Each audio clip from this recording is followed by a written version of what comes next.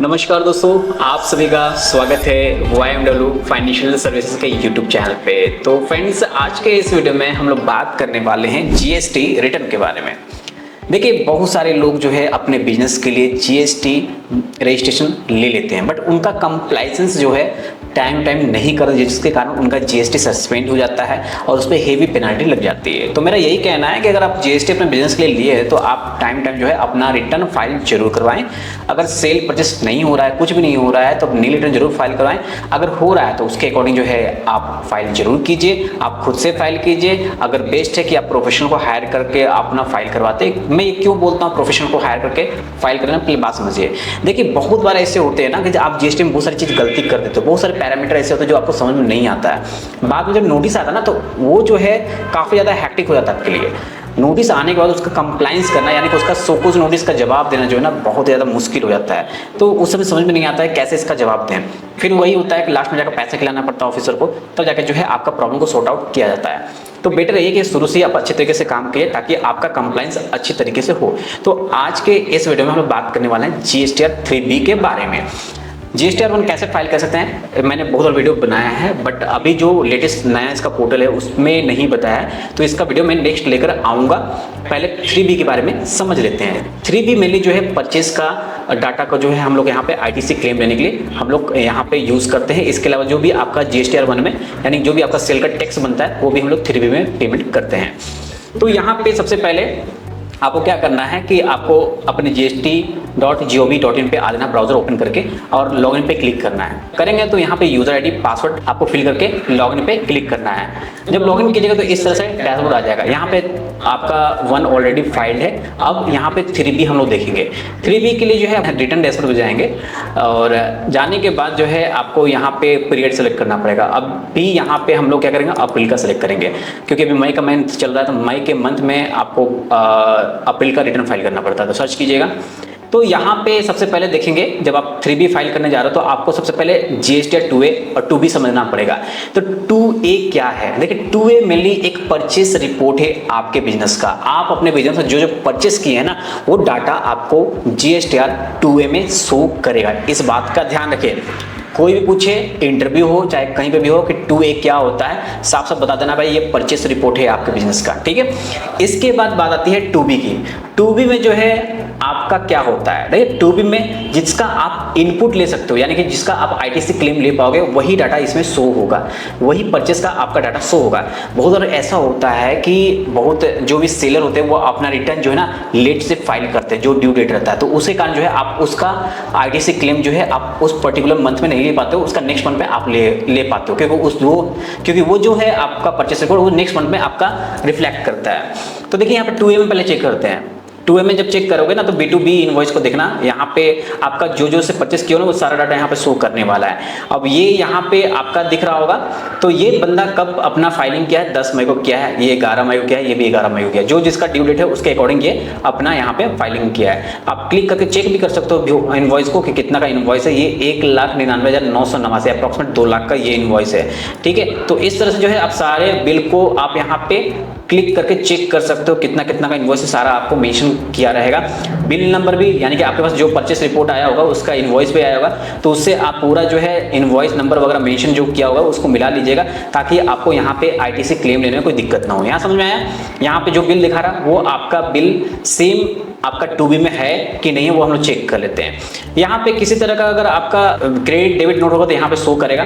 तो यहाँ पे किसी तरह का नहीं है सप्लायर की तरफ से, तो हम लोग बैक लेंगे। अब यहाँ पे हम लोग बैक लेंगे। इसके बाद जो है हम लोग वापस यहाँ पे अप्रैल मंथ का निकालेंगे, सर्च करेंगे। सर्च करने के बाद 2B को चेक करेंगे।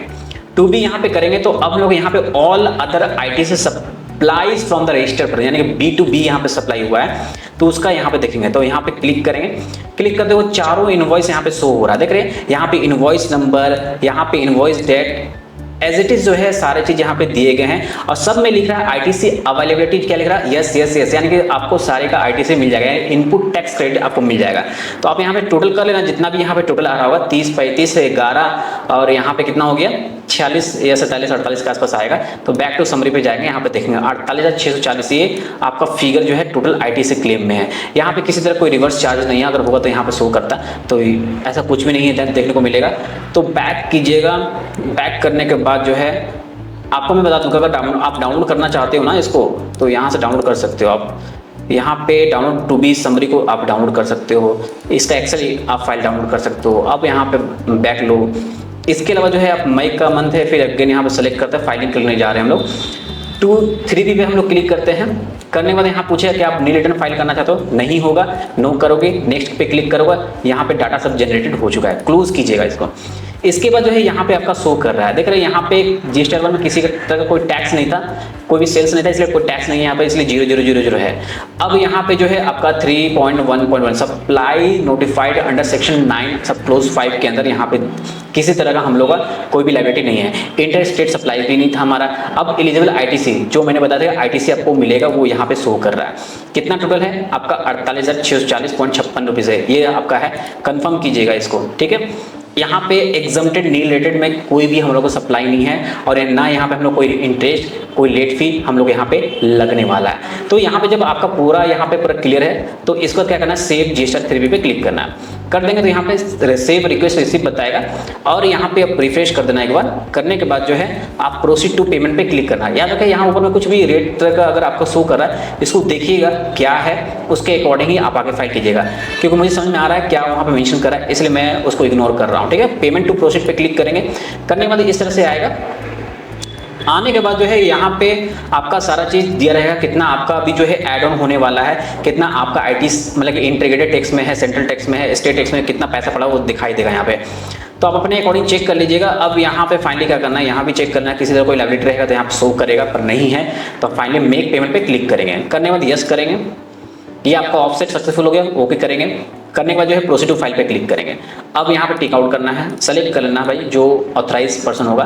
इसके बाद ईबीसी के थ्रू फाइल करेंगे, क्लिक कर दीजिएगा। करने के बाद जो है यहाँ ओटीपी आएगा, ओटीपी फिल कीजिएगा, वेरीफाई के बटन पे क्लिक कीजिएगा। जैसे क्लिक करेंगे फाइलिंग सक्सेसफुल हो जाएगा, यानी कि आपका रिटर्न फाइलिंग हो गया है।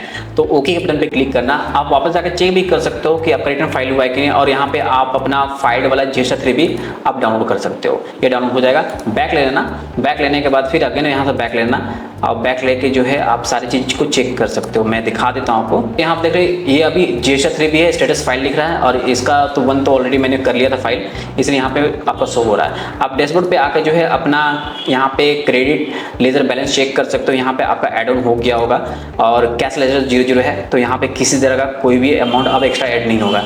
यहाँ पे समझ में आया कैसे ऐड हुआ है आपका पैसा। तो देखिए आप भी जो है इसी तरह से अपना 3B फाइल कर सकते हो। और मैं बता दूं कि अगर आप प्रोफेशनल नहीं हो तो कृपया करके जो है जीएसटी में आप रिटर्न में कोई भी हाथ ना लगाएं।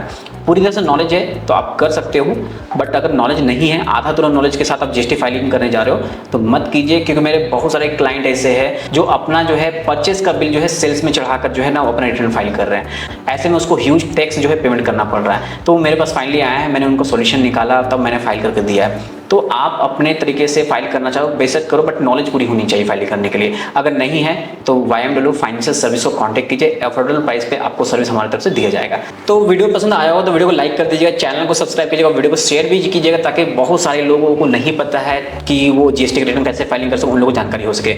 बस आज के लिए इतना ही इस वीडियो में। धन्यवाद, जय हिंद।